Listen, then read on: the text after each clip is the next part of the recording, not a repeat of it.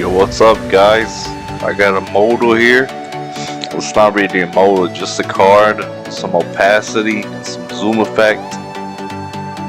I'm gonna show you guys how to do it. It's simple. You're just gonna have a class of streak or whatever you want to name it.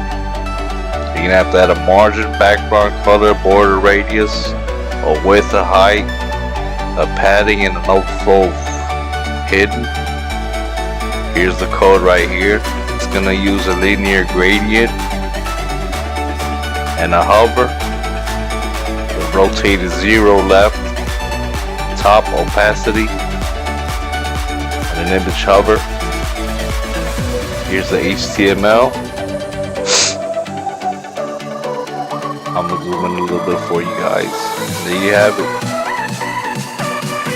You can add and manipulate this however you want.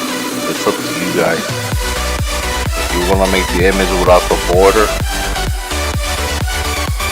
and there you go.